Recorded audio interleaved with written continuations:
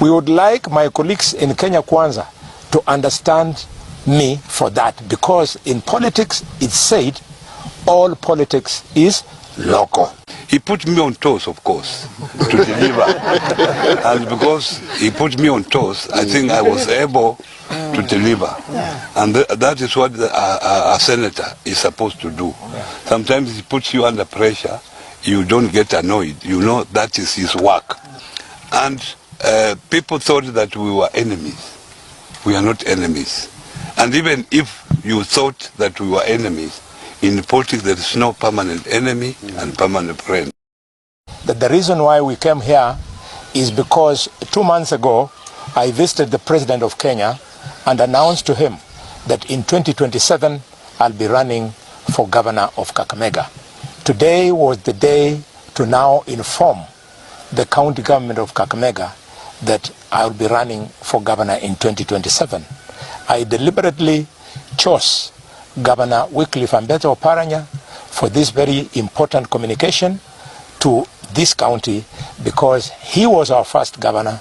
I have met the former governor of Kakamega without prejudice to anybody, be it one who is currently in office or one who hopes to also vie for position of governor in Kakamega 2027. But today we have said with Governor Oparanya that there can be nothing that would make us not to agree to work together for the sake of development of Kakamega.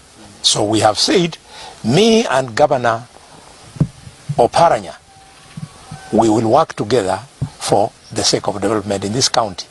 My community, they've asked me to come and ask Governor Oparanya for his support. So we are encouraging Governor Oparanya in 2027 not to aim low, to aim high.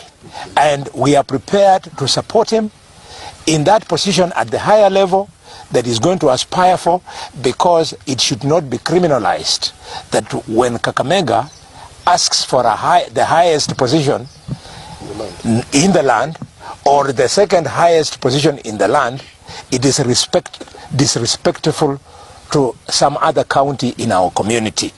And we would like Oparanya's colleagues in Azimio to understand him for that. We would like my colleagues in Kenya Kwanza to understand me for that, because in politics it's said all politics is local. He put me on toes, of course, to deliver. And because he put me on toes, I think I was able to deliver. And that is what a senator is supposed to do. Sometimes he puts you under pressure, you don't get annoyed. You know that is his work. And people thought that we were enemies. We are not enemies. And even if you thought that we were enemies, in politics there is no permanent enemy and permanent friends. What is important is interest.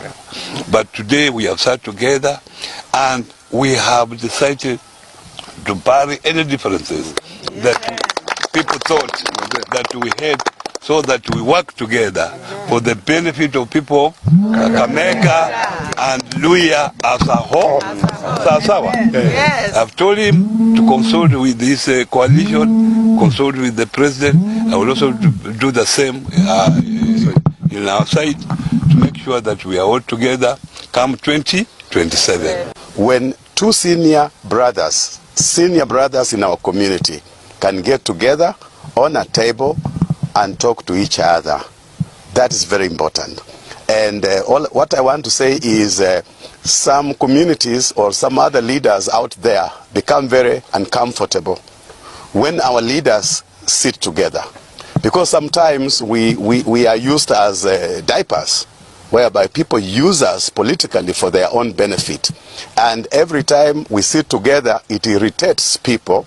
But this time around, it's very important that our senior leaders have chosen a path where they want to talk to each other, irrespective of political affiliation. We must collectively bring our ideas and our ideologies together and get a common ground which can bring or yield result for our people in terms of development. And we want to remain like that, and we have really argued Oparanya also to consider going for presidency, because we want also to have one of our own up there, so that we can negotiate, so that whoever wants to do business with us will come to negotiate through Oparanya, because Oparanya becomes our gatekeeper. So we cannot remain like in a vacuum. We have Oparanya here, and we are saying that we are happy. KHALWALE came here and actually also respecting Honorable Oparanya, by also seeking his advice on how he's going to go about his position of gubernatorial campaign and all this, and we think that's good, and we urge Mheshimiwa Oparanya to consider also supporting KHALWALE, because he has been there. They've come from a long way together since 2002, and they are colleagues, they are friends, and all this, and they work together when they were together.